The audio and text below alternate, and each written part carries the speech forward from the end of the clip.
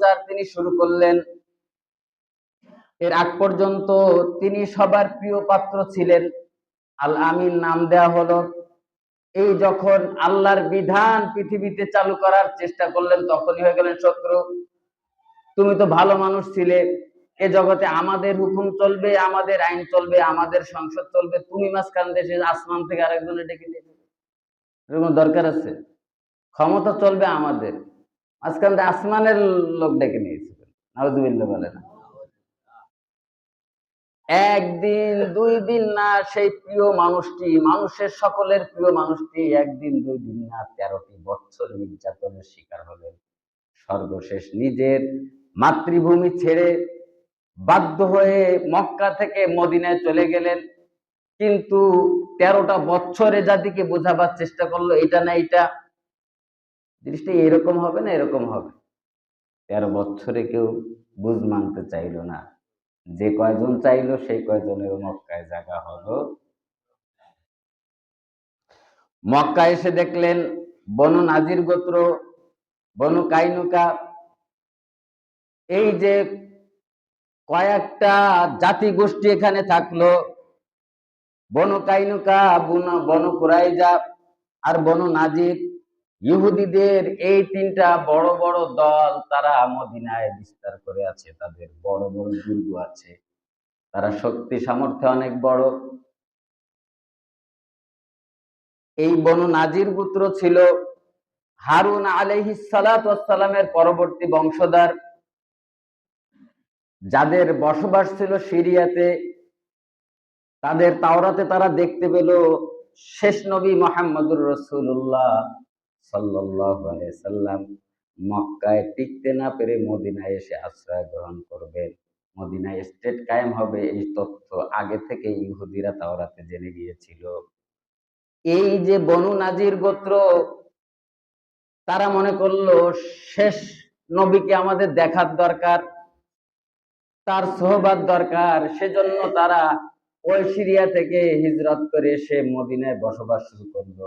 তার মানে বনু নাজির গোত্রের পূর্বপুরুষেরা মুহাম্মদুর রাসূলুল্লাহকে আগে থেকেই সম্মান করেছে। দুর্ভাগ্য, যার পিতৃ পরিচয়, যারা তার পূর্বপুরুষে আসলো যে নবীর জন্য, সেই নবীর সাথে তারাই বিরোধিতা করলো। যে উদ্দেশ্যে সিরিয়া থেকে মদিনাতে আসা, ঘটনা উল্টে গেল। ঘটনা যে উল্টলো তার আগে হচ্ছে আল্লাহ রসুলের সাথে সন্ধি হলো, মুহাম্মদুর রাসূলুল্লাহ আগেই এসে তার অবস্থান তৈরি করার জন্য ঐক্যজোট করলো, যাতে করে মক্কা, ওখান থেকে আসছি কিন্তু ওরা এখানে এসে হামলা করতে পারে।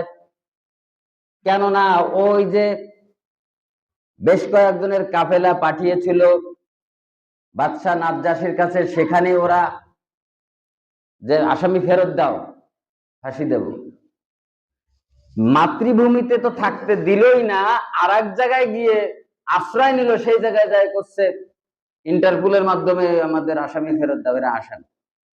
এই কারণে সন্ধি করলো এই তিন ইহুদিদের সাথে।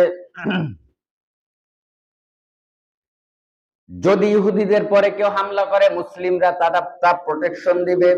আবার মুসলিমদের সাথে যদি কেউ অন্যায় করে, যুদ্ধে আসে, তাহলে ইহুদি মুসলিম একসঙ্গে তাদের সাথে যুদ্ধ করবে। নানান বিষয় তাদের সাথে একটা সন্ধি চুক্তি হলো। সেভাবেই আল্লাহর রাসূল মদিনায় বসবাস শুরু করলেন। তাহলে এই যে তাওরাতে মুহাম্মদুর রাসূলুল্লাহ মক্কা থেকে মদিনায় আসবে, তার আচরণ, তার চেহারা, তার কথাবার্তা, তার চরিত্র, এসব সম্পর্কে তাওরাতে ইঙ্গিত আছে না নাই? এটা জানার পরে তো স্বাভাবিক, কারণ একজন পয়গম্বরের পরে তথ্য পাওয়া গেলে সবাই তো তারপরে একটু আলাদা মর্যাদা দেয়। এই মর্যাদা তো এমনিতেই তারপরে ছিল। এর মধ্যে বদর সংগঠিত হলো। মক্কালারা আসলে বসে থাকেনি, তারা ওখান থেকে তেড়ে ফুড়ে আসছে নবীকে মারার জন্য।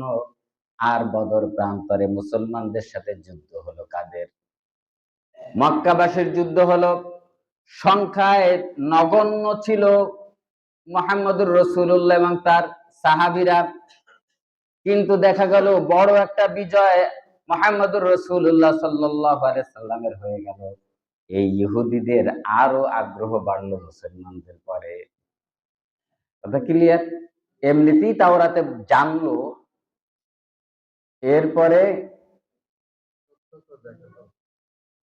কথার আছে করতে, এরপরে আবার যুদ্ধে বিজয়।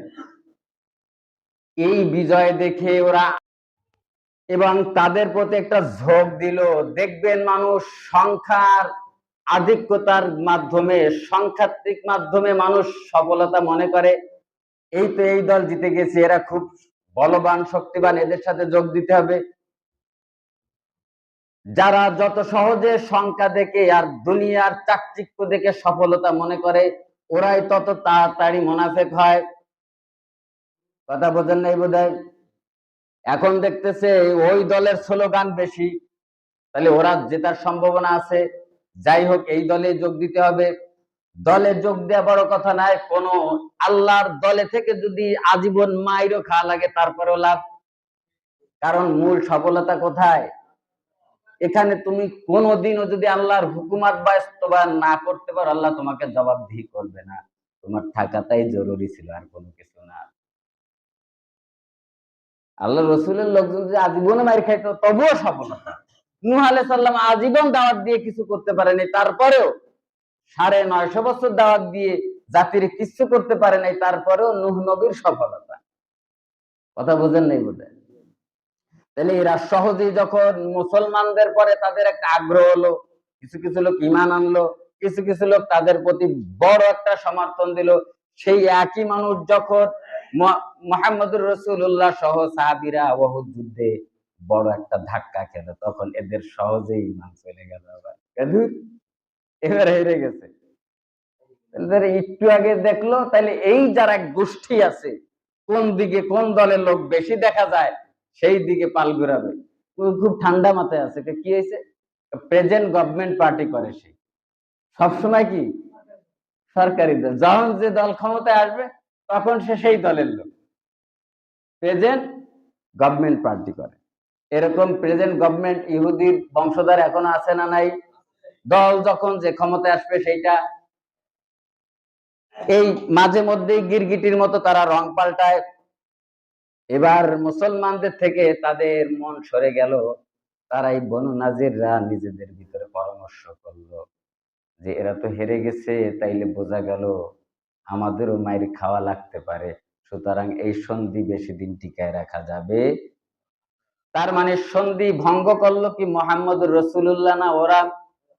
ওরা নিজেদের ভিতরে পরামর্শ করে 40 জনের একটি প্রতিনিধি দল মক্কায় পাঠালো।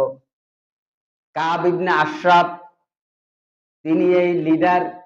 তিনি গিয়ে আবু সুফিয়ানের সাথে পরামর্শ করলেন, দেখেন আপনারা যে মায়ের দিয়েছেন উহুদের যুদ্ধে, এই ঘায়ের পরে যদি আরেকটা ঘা দিতে পারেন তাহলে ওরা আর সোজা দাঁড়াতে পারবে না। এরা একটু ভয় পেতে লাগলো। ভয়ের কোনো কারণ নাই, আমরা বনু নাজির গোত্রের এই যে 40 জন আসছি, আল্লাহর ঘর ধরে শপথ করে যাচ্ছি, তোমরাও শপথ করো। 80 জনের শপথ নিয়ে আমরা আছি যে তোমরা আক্রমণ করবা, তোমাদেরকে আমরা সহযোগিতা করব। সুবহানাল্লাহ কইছে কিনা? শপথ, নবীরে মারবে, আল্লাহর ঘর ধরে শপথ করতেছে, মানে পাগল কত বড়। এখনো এদেশের মানুষ আল্লাহ এবং আল্লাহর রসুলের ওয়ারেস যারা, তাদেরকে গালিগালাজ করে আল্লাহর নাম নিয়ে, ইনশাল্লাহ এদেরকে হটায় দেব। আশ্চর্য ব্যাপার। আমরা এখানে টাকার জন্য বসি নাই, জীবন দিতে বসছি, আমাদেরকে এই কথা বলো, ইনশাল্লাহ মৌলবাদ উৎখাত করবা। আল্লাহর ঘর ধরে শপথ করলো, করে যখন তারা মক্কায় ফিরে আসবে, জিবরিল এসে বলতেছে, প্রিয় হাবিব, এ কাব বিন আশরাফ এই গোপন পরামর্শ করে আসছে। গোপন বিগত বছরগুলোতে খালি শুনছেন গোপন বৈঠক করে ওরা। গোপন বৈঠকের আসল লিডার তো কাব ইবনে আশরাফ, আর দোষ মুসলমানের। এই জমিন আল্লাহ তাআলা সৃষ্টি করেছেন, যারাই আমলে সলে করবে জমিন তাদের জন্য আল্লাহ তাআলা লিখে দিয়েছেন। তোমরা তো মাঝখান দিয়ে সুবিধা নিচ্ছ। আন্নাল আরদা ইয়ারিসুহা ইবাদিয়াস সালিহুন, যারা আমলে সলে করে আমি তাদেরকে জমিনের ওয়ারিশ দিয়ে দিলাম। আমাদের জমিন তোমরা খাও খাও, তোমরা যে কটা বেনামাজি আছো আমাদের জমিন তোমরা জবরদস্তি ভোগ করে খাও। জমিন তোমাদের জন্য না, আল্লাহ দয়া করছে তোমাদের জন্য। আল্লাহর বিধান মানো না, আল্লাহর জমিনে থাকো, থাকা কথা না তো। এরাই তো ফেরেশতারা বলে খালি হুকুম দেন, নিঃশ্বাস একবার নিচে আর তাকে ছাড়তে দেব না, খালি হুকুম দেন। আল্লাহকে রুক যাও, দাঁড়াও দেখি, বুঝেন নাই?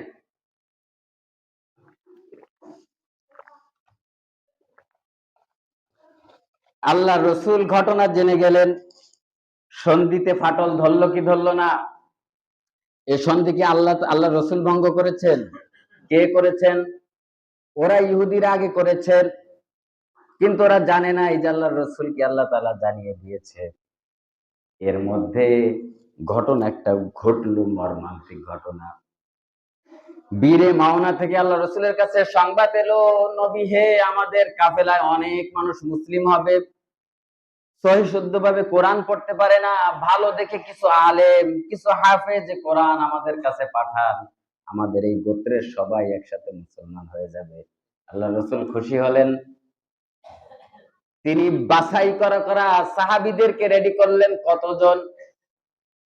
70 জন রেডি করলেন, পাঠাই দিলেন। কিন্তু তারা তো ডেকেছে এই সাহাবীদেরকে হত্যা করবে। আল্লাহ রসুল যদি জানতো কোনোদিনও পাঠাতো না। ওদিকে পীর সাহেব মঞ্চে বসা, মুরিদ একজন পেটে ব্যথা, মুরিদ ওইখান থেকে ফু দেয় পীর সাহেব। পীর সাহেব সব আল্লাহ রসুল তার সাহাবীদেরকে নিয়ে হত্যা করছে তা জানে না, এই ভণ্ড বাউল সব জানে।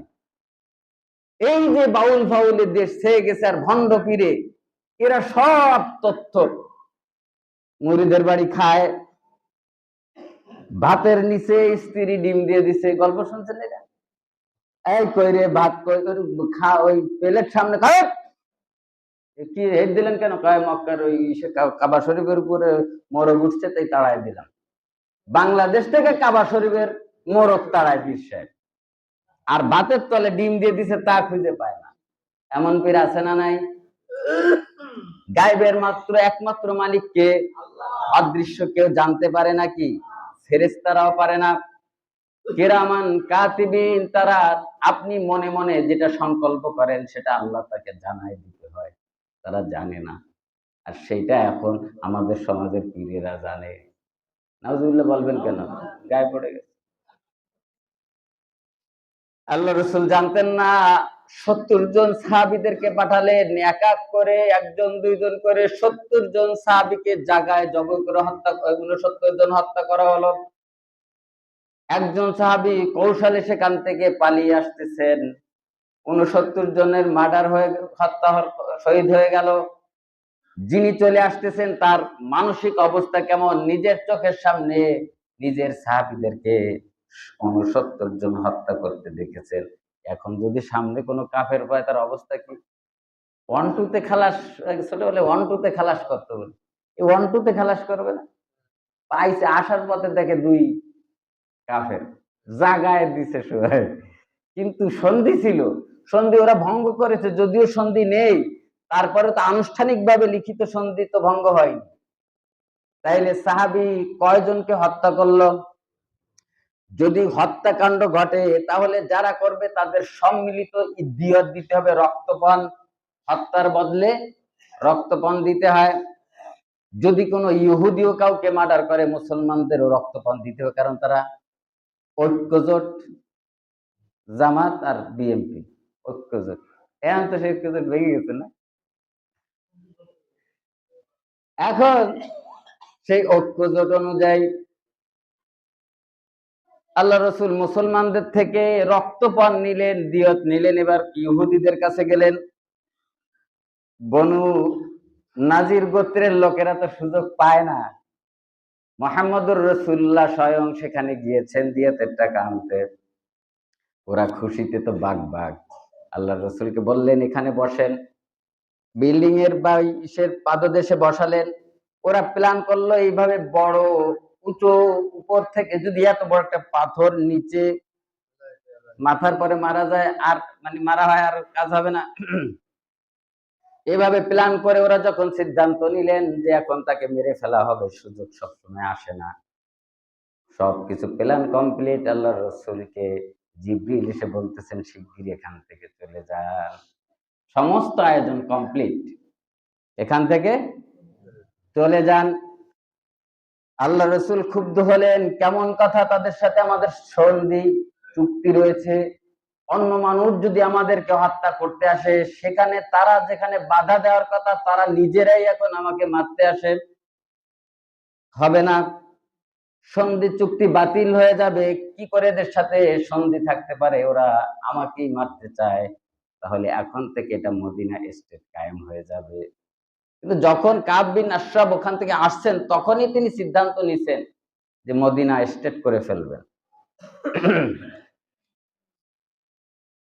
আল্লাহ রসুল আসলেন, সাহাবীদের সাথে পরামর্শ করলেন, রাষ্ট্রীয় ফরমান লিখিত যাও ঘোষণাপত্র শুনিয়ে দাও, একটি এলান, এত দ্বারা জানানো যাইতেছে আগামী 10 দিনের মধ্যে বনু নাজির গোত্র এই জমিন ছেড়ে দিতে হবে। সুবহানাল্লাহ বলে, শয়তানি, 10 দিনের মধ্যে এলাকা ছেড়ে কোথায় যাবা জানি না, এলাকায় থাকতে পারবে না। ওরা একটু ভীত সন্ত্রস্ত হলেন, নতুন মদিনা স্টেট কায়েম হয়েছে আর ফরমান জারি হয়েছে, ওরা চলে যাওয়ার জন্য সবকিছু অ্যারেঞ্জ মানসিক প্রস্তুতি নিয়ে ফেলেছিল। কিন্তু মুনাফিকের গোষ্ঠী রাগিয়ে বলল, কেমন কথা, মুহাম্মাদের কথায় তোমরা চলে যাবা, হলো? যারা এই পরামর্শ দিয়েছে তারা কারা? কাফের, কাফের। আরে তাদের দাড়ি আছে, তাদের টুপি আছে, বোঝেন নাই কথা? এদেশে আল্লাহর নিঃশ্বাস গ্রহণ করে মিনিটে কয়বার, আল্লাহটা খায়, সবকিছু আল্লাহর স্লোগান চলে, অন্যজনের, এমন লোকে দেশে নাই, আপনি চেনেন নাই, বোঝেন না কিছু। আল্লাহ রসুলের পিছনে থেকেই বলতেছে আমরা সৈনিক সাপ্লাই দেব, আমাদের হাতে 2000 সৈনিক আছে, যদি আসে আমরা দেখব, আল্লাহ রসুলের বিরুদ্ধে আমরাই যুদ্ধ করবো। নাউজুবিল্লাহ বলবেন না, কেমন কথা, আমার পিছনে তুমি, আর আমার পিছনে থেকেই তোমরা এই কাজ করলে। ওরা যাওয়ার প্ল্যান যা ছিল এটা আবার অমিট করে দিল। ওরা থাকলো, থাকার পরে 10 দিন যখন আবার হয়ে গেল, 10 দিন তো কম সময় না, একটা গোত্র একটা দুর্গ থেকে চলে যাবে, 10 দিনের বেশি সময় লাগার কথা না, যথেষ্ট সময় দিয়েছে। আল্লাহর জমিনে আল্লাহর রসুলকে হত্যা করে ফেলবে আর তাকে ছেড়ে দেবে, জমিন কার, আর তার বন্ধুরে মারবে, ছেড়ে দিবে নাকি? ওই জমিনে ওদের থাকার দরকার নেই, ফেলে দাও। মেরে ফেলানোর দরকার ছিল, তাও তো সুযোগ দিচ্ছে, কথা বলেন ঠিক কিনা? ওদেরকে বাঁচায় রাখার কোন আর রয়ে আছে যে রসুলকে মেরে ফেলতে চায়? ওদের তো যাওয়ার 10 দিন সময় দিচ্ছে, যায় নাই, মুনাফিকরা এসে করেছে, যায় না। এরপরে সাহাবীরা 10 দিন পরে সেখানে গেলেন, যাওয়ার পরে যখন তাদেরকে অকস্মাৎ আক্রমণ করলেন, সাহাবীরা জানে আমরা সংখ্যায় কম, অস্ত্র নাই, শস্ত্র নাই, ওদের বড় দুর্গ আর এত গাছ গাছালি দিয়ে বেষ্টন করা, এই দুর্গে অস্ত্র শস্ত্রে সজ্জিত, এদের সাথে পারা মুশকিল। তারপরেও তাদের অস্ত্র না থাকলেও জোর একটা আছে, সেটা কিসের জোর? এই জোরের সাথে পারা মুশকিল। আল্লাহ তাআলা সেই ঘটনা বলতে গিয়ে আগেই তার কথা বললেন যে কিছু মানুষ আছে আমার আনুগত্যতা করে না, আমার হুকুম মানতে চায় না, আমার বিধান মানতে চায় না। বিধান আমি তো তোমার জন্য যেটা অ্যাপ্রোপ্রিয়েট সে বিধান তো আমি রচনা করেছি, এর বাইরে কোনোদিন মানব রচিত সংবিধান দিয়ে কোনোদিন কল্যাণ আসতে, সেই কথাই আল্লাহ তাআলা বললেন। এই ঘটনার প্রেক্ষিতে আল্লাহ তাআলা এই সূরা হাসর নাজিল করলেন। সূরার নাম কি? সূরা হাসর। ক্রমিক নাম্বার কত? 59। হুজুরের কথা কেমন কেমন লাগে, বাড়িতে যাচাই করে দেখবেন। কি করবেন? যাচাই করে দেখবেন। আল্লাহ তাআলা বললেন, সাব্বাহা লিল্লাহি মা ফিস সামাওয়াতি ওয়া মা ফিল আরদ। সুবহানাল্লাহ বলেন। এরপর আল্লাহ তাআলা বললেন, হুয়াল্লাযী আখরাজাল্লাযীনা কাফারু মিন আহলিল কিতাব। আমি আখরাজাল্লাযীনা কাফারু, কাফেরদেরকে বের করে দিয়েছি। সুবহানাল্লাহ। বের কে করেছেন? মানুষের ক্ষমতা আছে? এই ছোট্ট ছোট্ট বাচ্চারা বের করেছে? তাই পারে? ওরা ঠিকমতো হাঁটতেই পারে না। আল্লাহ তাআলা বলছেন, হুয়াল্লাযী আখরাজাল্লাযীনা কাফারু মিন আহলিল কিতাব, কাফের এবং আহলে কিতাবদেরকে আমি বের করে দিলাম, মিন দিয়ারিহিম লিআউয়ালিল হাস, প্রথমবারের মতো একত্রিত করে।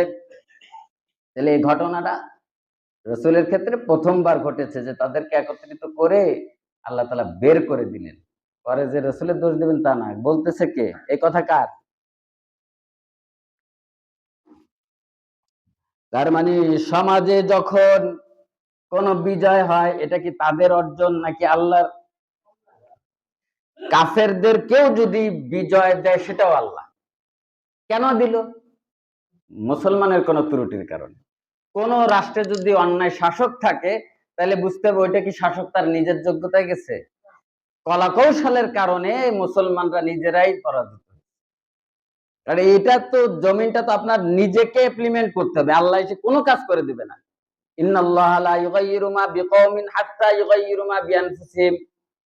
কোন মানুষের আমি ততক্ষণ পর্যন্ত ভাগ্য পরিবর্তন করি না যতক্ষণ না পর্যন্ত তার ভাগ্য সে নিজে তৈরি না করে। উনি ভাবছে কি আল্লাহ ভাগ্য তো অমুক বছর আগে সব রেডি করে রাখছে, তাই ঠ্যাঙের পরে ঠ্যাং দিয়ে খায়। ঠ্যাং ও কলম খাতা সব ওই সানসেটের পরে বিসিএস ক্যাডার হওয়ার স্বপ্ন দেখছে। আল্লাহ যদি আমার লিখে রাখে বিসিএস ক্যাডার, পড়াশোনা ছাড়াই আমি হয়ে যাবো নাকি? এরকম নাকি সিস্টেম? কোনদিনও মানুষের ভাগ্য পরিবর্তন হবে না সে যতক্ষণ চেষ্টা না। চেষ্টা করবা, তোমার তকদিরে সব আছে, যেভাবে চেষ্টা করবা সেভাবেই আল্লাহ তাআলা মানে আপনার তকদিরে বরাদ্দ করে রাখছে।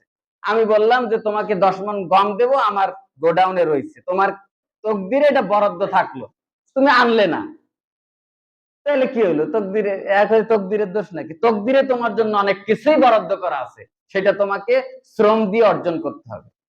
ঠিক না বেঠিক?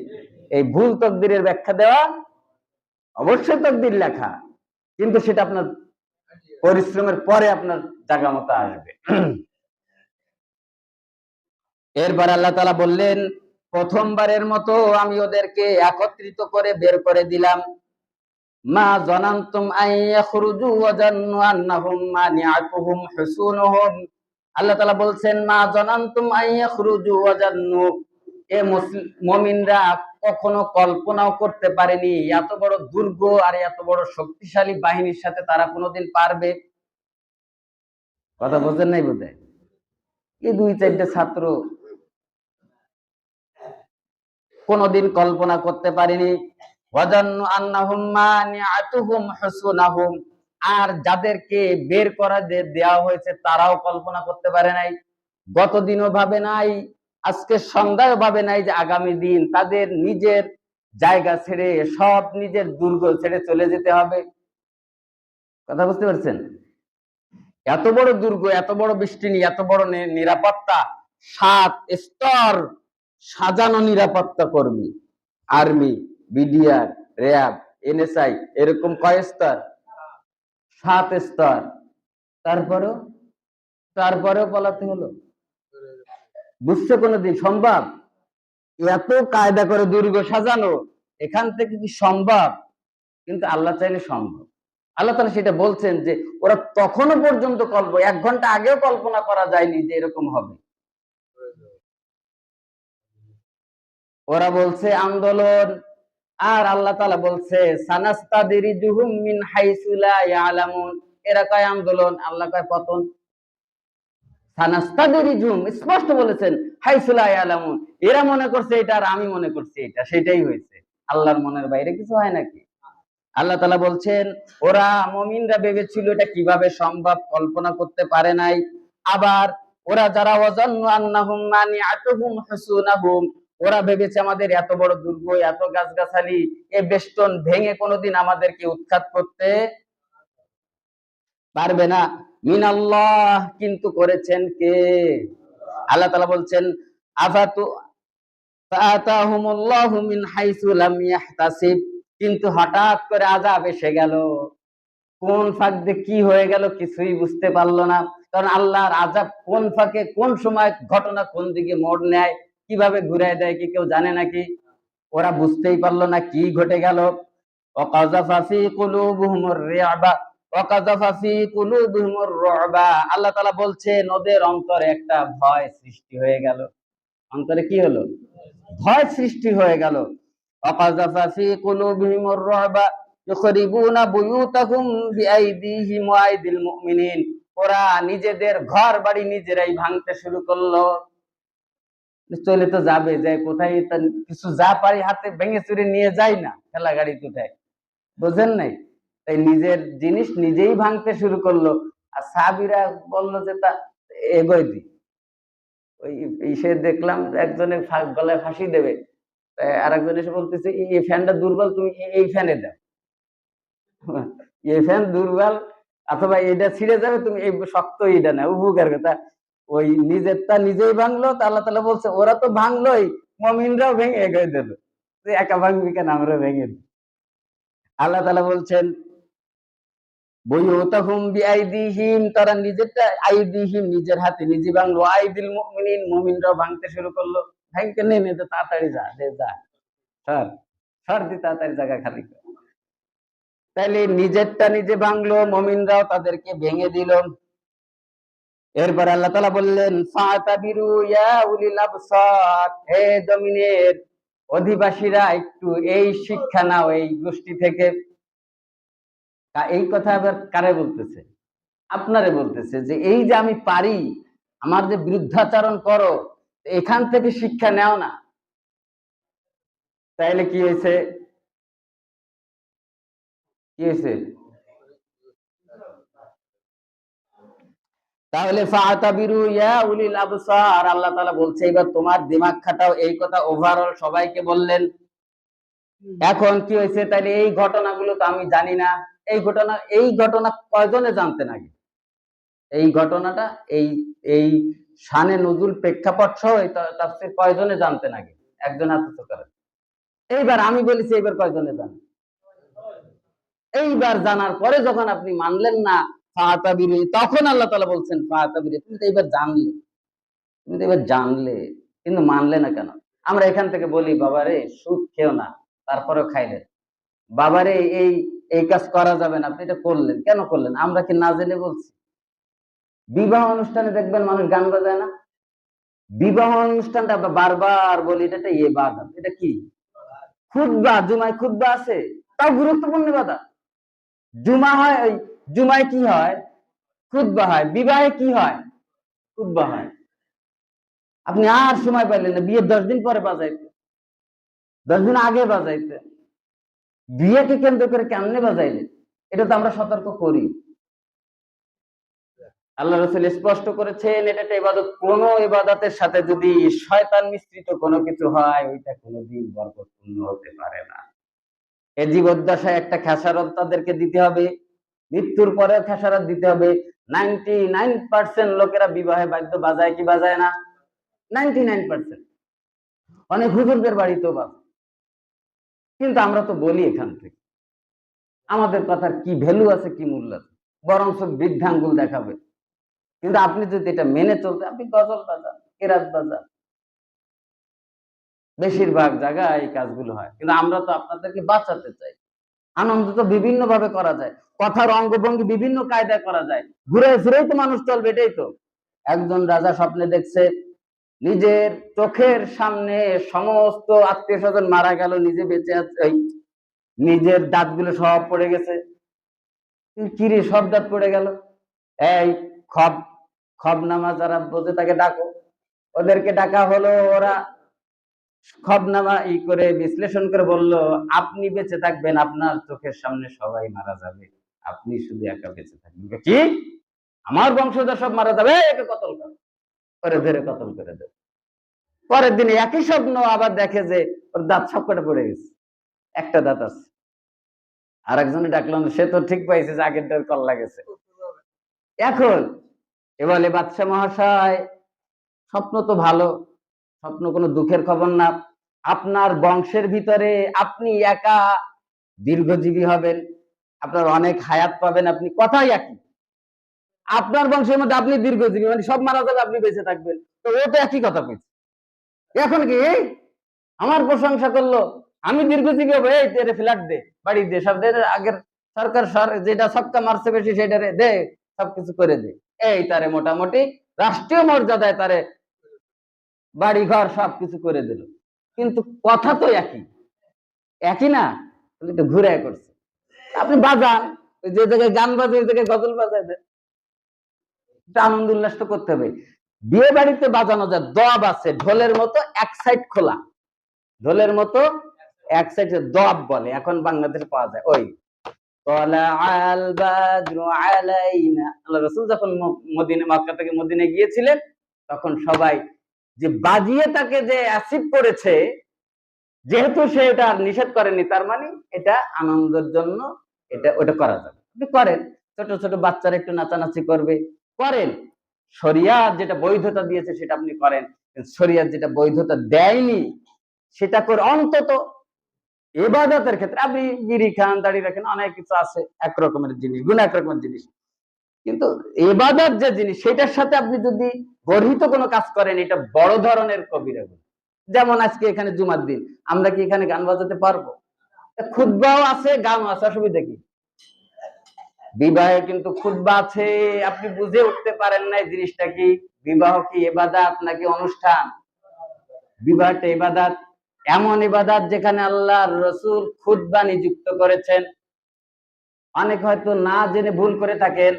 আগামী দিনে আপনার সন্তান, আপনার ভাই, আপনার মেয়েকে বিয়ে দিবেন, এই ইবাদতের মধ্যে আল্লাহর সাথে শিরিক করবেন না? কে কে আছেন হাত উঁচু করেন, আজকে ওয়াদা। কয়জন? হয়তো 20-25 জন আল্লাহর সাথে ই করবে, বাকি সবাই আলহামদুলিল্লাহ। যারা করবেন, যারা আমি দেখলাম যারা করবেন, বোঝা গেল যে আল্লাহ চাইতে তাদের শক্তি বেশি, আল্লাহ চাইতে তাদের কি, তাদের সাহসটা বোঝেন, তাদের সাহসটা বোঝেন। আল্লাহর ঘরে, আল্লাহর মসজিদে আল্লাহর একটা বিধানকে না পারলেও তো মানুষ অনার করে, নিয়ত করতে পারিনি, তারপরে পরিস্থিতি যদি অনুকূলে হয় করলাম, না করলাম। কিন্তু পরিস্থিতি, পরিবেশকে অনার করার